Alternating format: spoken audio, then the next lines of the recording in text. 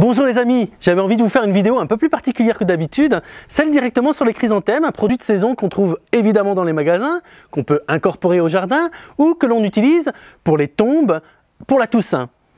Et très souvent on va prendre cette plante en référence pour cette période de l'année, nous sommes en octobre-novembre, et évidemment avec ce coussin de fleurs absolument merveilleux qui vont nous donner différentes couleurs, il est la star de toute cette période. Et j'ai envie de vous dire, les différents chrysanthèmes que vous allez choisir pour fleurir vos défunts, quelle que soit la couleur que vous aurez choisie, auront, s'il y a du gel et des rigueurs du froid, une texture et une couleur unique.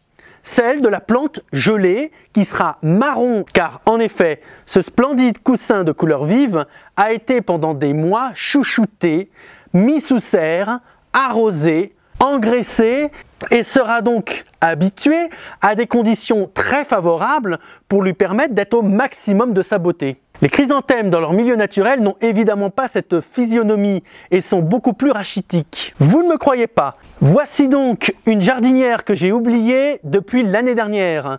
Comme on peut le voir, nous avons la même espèce. Ici, l'espèce naturelle, je n'ai ajouté aucun engrais.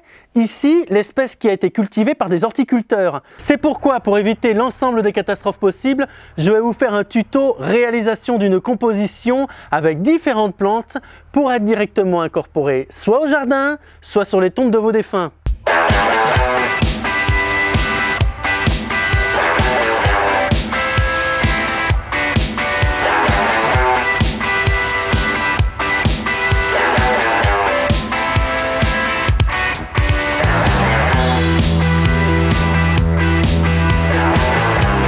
Avant toute chose, il faut d'abord choisir les différents contenants qui vont recevoir la terre et les plantes.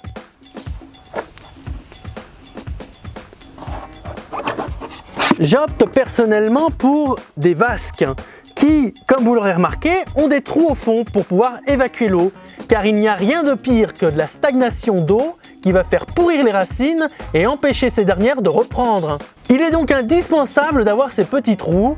S'ils ne sont pas déjà présents sur vos récipients, n'hésitez pas à les faire à la perceuse sur des bacs en plastique, c'est très bien. Ensuite, nous avons les différents substrats excessivement importants car ils vont permettre à la plante de pouvoir se sentir à l'aise. Nous avons donc en premier lieu le drainage qui va se faire notamment grâce aux différents petits cailloux que nous avons ici. Vous pouvez prendre des cailloux calcaires ou des cailloux de grès. Ensuite, j'ai choisi de la tourbe brune. On peut tout à fait mélanger la tourbe brune avec un peu de terre dite de bruyère. Elle est acide, elle va être très appréciée par les végétaux et elle va apporter des éléments intéressants pour le substrat. Et pour finir, on va aussi rajouter du terreau qui va lier l'ensemble à environ un tiers. On n'oublie pas les écorces de pin qui vont être utilisées sur le dessus de la composition comme élément décoratif. On va tout d'abord ajouter au niveau du fond de la composition nos petits graviers pour ainsi créer le drainage.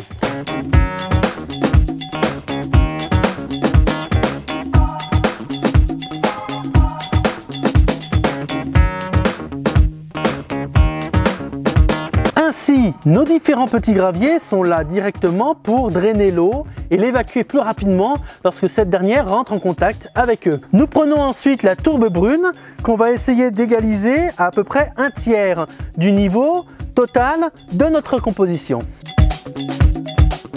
Alors n'hésitez pas à émietter un petit peu la tourbe lorsque celle-ci est plus compacte.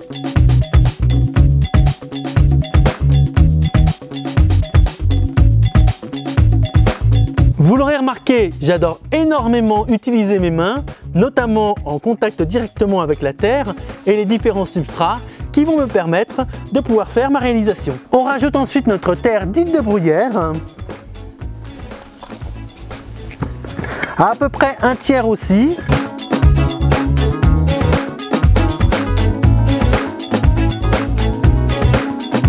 Et le dernier élément indispensable n'est autre que le terreau. Comme vous pouvez le voir, c'est une terre beaucoup plus noire, beaucoup plus riche et qui va venir lier l'ensemble des autres matériaux que j'ai pu mettre dans mon substrat.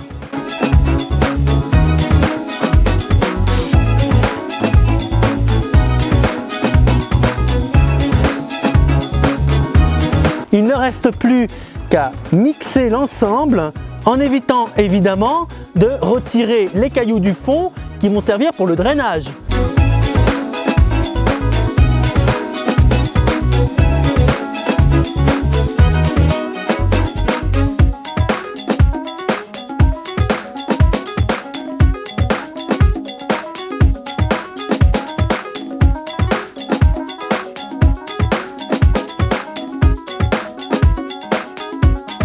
Voilà, notre substrat est prêt, on va pouvoir accueillir les différentes plantes au sein même de ces différentes compositions. J'ai laissé à peu près 5 à 6 cm entre le substrat et le bord de ma vasque. C'est tout simplement pour pouvoir accueillir les différentes plantes qui elles aussi ont des petits godets et qui vont pouvoir apporter de la terre à ce substrat. On peut évidemment trouver assez facilement dans les différentes pépinières de nos jours un choix assez varié qui va évidemment contenir des plantes très différentes les unes des autres. On peut évidemment avoir des plantes à feuillage décoratif, des plantes à fleurs décoratives ou des plantes à fruits décoratifs. On peut là aussi tout à fait utiliser des chrysanthèmes, comme on peut le voir ici, mais des chrysanthèmes beaucoup plus petits qui vont venir directement enrichir la composition et non pas être la composition. Et avec cette palette de plantes assez merveilleuse et très colorée, on va réussir à faire des compositions originales, mais surtout des compositions qui vont vous ressembler, suivant vos goûts et suivant les différents intérêts que vous allez avoir pour les plantes. Et une composition doit toujours être harmonieuse. Cela doit être un équilibre subtil entre les différentes fleurs et les feuillages décoratifs. Je vous invite à voir avec moi les choix que j'ai pu faire pour les compositions de novembre. Nous allons commencer par la plus grosse des vasques. Celle-ci va être destinée à être au centre de la tombe du défunt et donc va être vue de chaque côté par l'ensemble des gens.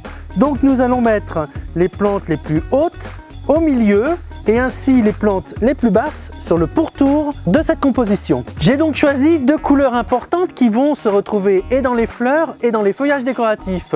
Il s'agit du jaune et du rouge, qui sont des couleurs qui m'intéressent énormément et qui vont pouvoir dynamiser cette composition. On commence donc par le fusain à feuillage panaché doré. Je ne l'enterre pas totalement car les différentes autres plantes vont me ramener de la terre sur le côté.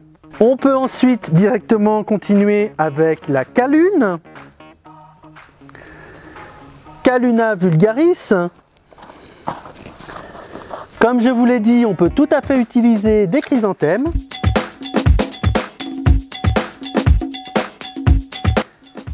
Nous continuons avec les fruits décoratifs que l'on va aussi mettre en évidence sur le contour de la composition.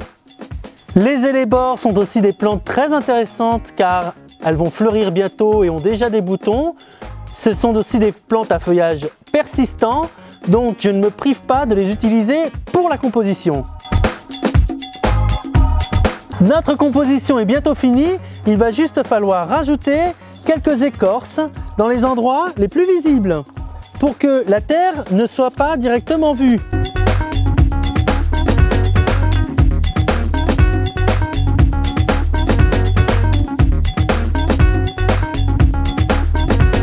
Notre première composition est déjà prête et regardez comme elle est magnifique.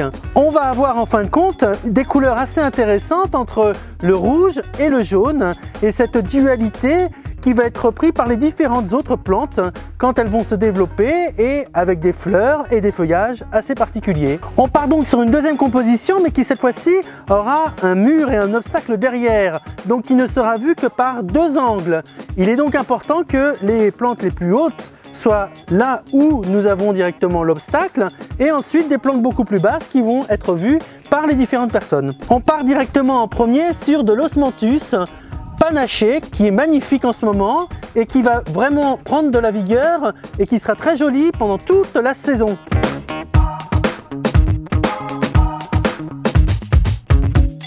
On peut aussi jouer avec les choux qui sont magnifiques et qui peuvent tout à fait être ornementaux avec des couleurs très vivifiantes. Mettre du chou à côté de l'osmanthe est assez intéressant parce qu'on va bien voir les contrastes entre des feuilles très épaisses et pourpres et des feuilles piquantes tirant sur le jaune avec une forme aplatie pour le chou et une forme beaucoup plus élancée pour l'osmanthe. On continue avec une splendide callune.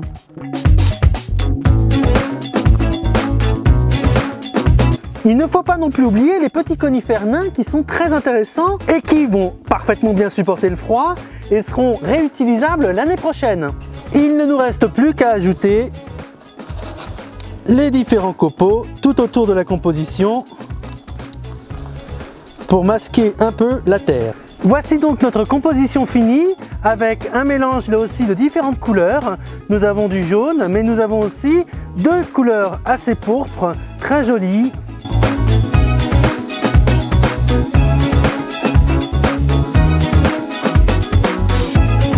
Et dans les jardins et pour les différentes commémorations et qui seront pour le mois de novembre totalement